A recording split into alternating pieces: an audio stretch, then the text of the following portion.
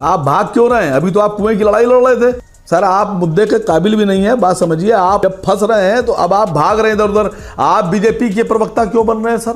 Bharatiya Janata party जबरदस्ती मुसलमानों पर मड़े दे रही है और आप उसकी हाँ में हाँ मिला रहे हैं। पिक्चर चालू करो बे। चलो भाई देखो अब मैं क्या करता हूँ। असीम वकार, सैयद असीम वकार, देखिए योगी जी ने आज एनसीआरबी का डेटा बताया है। एनसीआरबी पर गुंडे तो नहीं आ जाएंगे? एनसीआरबी के आंकड़ों का हवाला दिया है और उसमें वो कह रहे हैं कि 2017 से लेकर अब तक प्रदेश में सांप्रदायिक दंगों में 97 से 99% की कमी आई है। ठीक है, 2017 से अब। हेलो मेरे दोस्त, कैसे हैं आप लोग? तो आगे का वीडियो देख के आप लोग समझ ही गए होंगे आज का वीडियो कैसा होने वाला है। आने के आज का वीडियो असीम वकार के ऊपर होने वाला है। तो आज देखेंगे कैसे बीच डिबेट में असीम वकार साहब ने गोदी पत्रकार और गोदी मीडिया को धोया है, और वो भी क्या तरीके से धोया। कुछ अंधभक्त भी है इसमें, तो आगे का वीडियो देखेंगे तो मज़ा ही आ जाएगा। तो आज देखिए कैसे असीम वकार साहब ने गोदी मीडिया को धोया है, वो भी बिना साबुन का। तो बिना किसी देरी का आज का वीडियो स्टार्ट करते हैं।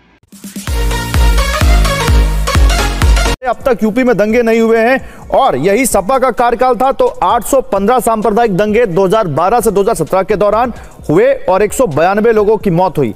वो ये कह रहे हैं कि संभल में माहौल खराब किया गया है। अच्छा, संभल में माहौल 1947 से लगातार वहां दंगे हुए हैं और लगातार उन्होंने एक फेहरिस्त दिखाई है। यानी वो कह रहे हैं कि हम पूरी कोशिश कर रहे हैं और हमारी सरकार में दंगे नहीं हो रहे हैं, लेकिन संभल में कोई है जो माहौल खराब कर रहा है।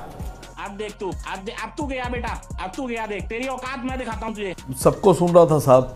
मैं एक बात शुरुआत में कहना चाहता हूं कि जो संविधान होता है, एक बुजुर्गों ने हमारे एक मिसाल कही है। बुजुर्ग कहते हैं कि जिसकी लाठी उसकी भैंस। बात तो सही है। तो संविधान जो है वो ताकतवर के हाथ में रहता है।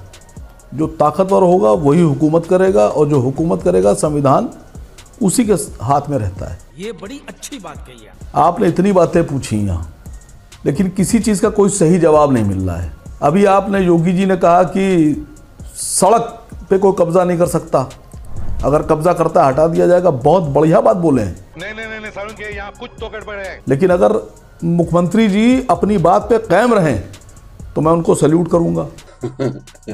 आपने जौनपुर में मस्जिद, फतेहपुर में मस्जिद इसलिए हटा दी कि आपने कहा कि साहब इंक्रोचमेंट है और सड़क का हिस्सा।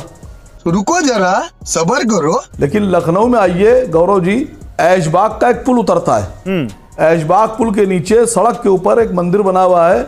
उस मंदिर की वजह से पूरा ट्रैफिक काट के लेफ्ट हैंड से राइट हैंड पे कर दिया गया। हाँ भाई, कैसी लगी आगे स्वाद? वो पूरी सड़क बंद कर दी गई। सड़क पे बना हुआ है, उसका आदेश है हटाने का, लेकिन वहां इंक्रोचमेंट नहीं दिखता है। समझ रहे हो ना? अभी आपने बात की कि साहब वो मंदिर जो था वो मुसलमानों ने बंद कर दिया या मुसलमानों ने कब्जा लिया। यही नहीं, अभी और सुनिए। जिसका घर है, जिसका मंदिर है, वो कह रहा है कि चाबी मेरे पास है, यहाँ कोई रह नहीं रहता, हम सब बाहर चले गए थे, इसलिए हम अपने घर पे, अपने मंदिर पे ताला लगा के गए। उनका नाम है विष्णु शरण रस्तोगी। क्या बात है सर, क्या बात है सर, क्या बात, ये बात है। और आप जबरदस्ती कह रहे हैं कि नहीं मुसलमानों ने कब्जा कर लिया। मंदिर का मालिक कह रहा है साहब चाबी मेरे पास है, मैंने ताला लगाया। ये हुई ना बात। भारतीय जनता पार्टी जबरदस्ती मुसलमानों पर मड़े दे रही है और आप उसकी हाँ में हाँ मिला रहे हैं। इस पेशे को भड़वागिरी कहते हैं। आप विष्णु शरण रस्तोगी का बयान क्यों नहीं दिखा रहे हैं? आप तो ईमानदार चैनल है। सही पकड़े हैं। सैयद असीम वकार, सुनिए सैयद असीम वकार। जली ना, तेरी भी जली ना। अगर उन्होंने बंद भी किया है तो किसको ये अधिकार है कि उनके मंदिर के ऊपर, कुएं के ऊपर अतिक्रमण कर ले? है किसी को अधिकार? ये अपना घर बना लेगा, घर में कब्जा, उसको घर में मिला लेगा अपने। अभी बदत है भाई, अभी बदत है। सर मैं आपसे कह तो रहा हूँ, यही लड़ाई आके ऐशबाग पुल के नीचे लड़िए। बात तो सही है। सैकड़ों मंदिर सड़कों के बीच में बने हैं, सैकड़ों मंदिर सरकारी पार्कों में बने हैं। क्यों नहीं लड़ रहे हैं आप लड़ाई? खाली एक कुएं की लड़ाई लड़िएगा। पूरे भारत में एक कुआं आपको दिख रहा है, बाकी नहीं दिख रहा है। शर्म करो, शर्म। सिर्फ कुएं पर अतिक्रमण है, किसी पार्क पे नहीं, किसी सड़क पे नहीं, किसी रोड पे नहीं, किसी गली पे नहीं। बोलिए आप मुझसे। अब आए ना लाइन पे। नहीं तो क्या आप तो एंकर हैं साहब। आप कहना क्या चाहते हैं? आप तो निष्पक्ष सवाल यहाँ पर है कि संभल में माहौल खराब हुआ कि नहीं हुआ। योगी आदित्यनाथ कह रहे हैं कि वहां पर लोग जानबूझकर माहौल खराब करने की कोशिश कर रहे हैं। तो आप इस बात को मानते हैं कि नहीं मानते? क्यों कर रहे हो जर्नलिज्म यार? धंधा करके पैसे कमाने हैं तो कुछ और कर लो भाई। आप भाग क्यों रहे हैं? अभी तो आप कुएं की लड़ाई लड़ रहे थे। क्या बढ़िया था गुरु। तो कुएं की लड़ाई लड़ने कुएं की लड़ाई नहीं लड़ रहा हूं मैं फैक्ट पूछ रहा हूं आपसे। फैक्ट पूछा तो आप चले गए दूसरे ऐशबाग पे। ऐशबाग में दंगा हुआ था क्या? दंगा संभल में हुआ, लोगों की जान संभल में गई, माहौल वहां पे खराब है और आप कह रहे मैं भाग रहा हूं। मैं तो संभल पे हूं, आप चले गए ऐशबाग भाग के। तेरा तो गेम बजाना पड़ेगा। मैं तो किसी बात पे रुक ही नहीं रहा हूं, मैं तो आपकी बात आगे बढ़ा रहा हूं।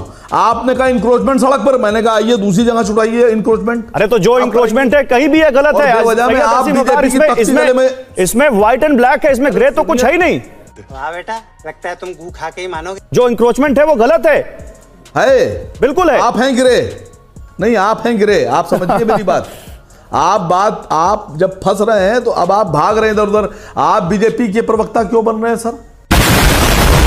मुझे क्रेडिट नहीं चाहिए। बैठे हैं प्रेम शुक्ला जी, जवाब उनको देने दीजिए। आप एंकर हैं, आप इनसे सवाल पूछिए, उनसे सवाल पूछिए। आप नहीं, आपकी जिम्मेदारी है सब सच्चाई दिखाना सर। तुम्हारे जैसे लोग इस देश के लिए श्राप है। तो आप जवाब दीजिए। हम लोग यहाँ बैठे हैं विपक्ष के, आप जवाब दीजिए। मैंने आपसे जो सवाल पूछा, आप इतनी देर से मुझे आप टारगेट कर रहे हैं। इतनी देर से मैंने आपसे एक सवाल पूछा, आप उस सवाल पे नहीं आए। आप मानते हैं कि संभल में माहौल खराब किया गया कि नहीं किया गया? तीसरी बार आपसे पूछ रहा हूं मैं, हाँ या ना? सर आप टारगेट क्यों हो रहे हैं भाई? आप सामने टारगेट क्यों हो रहे हैं? अरे आप मुद्दे पर आइए। मैं मुद्दा नहीं हूं सैयद असीम वकार साहब, मुद्दे पे नहीं आ रहे आप। और सर आप मुद्दे के काबिल भी नहीं है, बात समझिए। आप आगे स्वाद। सर आप मेरी काबिलियत मत तय करिए। आप विष्णु शरण सैयद असीम वकार, आप मेरी काबिलियत मत तय करिए। नहीं प्लीज, अगर आप अगर लहजे में बात करेंगे तो मैं लहजे में बात करूंगा। आप मेरी काबिलियत मत तय करिए। अब आप डेरोगेटरी कमेंट कर रहे हैं। गौरव जी 10 सेकंड दीजिए। मैं आ रहा हूं एक मिनट, प्रेम शुक्ला रुकिए अभी। मैं आपसे कह रहा हूं नहीं बिल्कुल नहीं, मैं बिल्कुल बर्दाश्त नहीं करूंगा इस बात को। आप मैं आपकी काबिलियत पर सवाल उठा रहा हूं क्या सर? आप मेरी काबिलियत मत तय कीजिए प्लीज। अरे सर बात तो करने दीजिए मुझे। हाँ बोलिए। मैं पूछ रहा हूँ विष्णु शरण रस्तोगी का बयान क्यों नहीं चलाया आप? यही नहीं, अभी और सुनिए। वो चल जाएगा। देख रहा है विनोद कैसे बात को घुमाया जाता है। विष्णु शरण रस्तोगी का बयान भी चल जाएगा। और विष्णु शरण रस्तोगी ने जो कहा, मैंने उस बात को नहीं काटा, लेकिन आप मुद्दे पर नहीं आ रहे हैं। कैसे लोग रहते हैं यार यहाँ पर। मैं अभी आपसे पूछ रहा हूँ, संभल में दंगा कराया गया, संभल में माहौल खराब किया गया। अभी आप नहीं जवाब देंगे तो मैं दूसरे प्रवक्ता के पास जाऊंगा। अबे साले, प्रवक्ता बहुत देर से बैठे और अभी आ रहे हैं डीएम साहब, उनसे भी सवाल पूछना है मुझे। बोलिए। बताता हूँ। नहीं, पहले मुसलमानों को मजबूर करो, फिर उनको सड़क पर लेकर आओ। अगर वो सड़क पर ना आए तो उनको मजबूर करो, इतना मजबूर करो कि वो सड़क पर आए, और जब सड़क पर आए तो उनको दंगाई घोषित करो। ये पॉलिसी है सर आप लोगों की। अरे देवा, ये गड़बड़ है बाबा। मुसलमान इसको समझ रहा है धीरे धीरे, और जो नहीं समझ रहा वो समझ जाएगा। आज के लिए फिलहाल इतना ही, लेकिन उम्मीद पर दुनिया कायम है। दिल दुखा है लेकिन टूटा तो नहीं है, और उम्मीद का दामन छूटा तो नहीं। तो दोस्तों आज का वीडियो में यही ख़त्म करते हैं। वीडियो अच्छा लगा हो तो लाइक शेयर एंड सब्सक्राइब करें, और इसी वीडियो देखने के लिए हमारे चैनल को सब्सक्राइब करें, और कोई भी राय मशवरा हो तो कमेंट करें। Thanks for watching.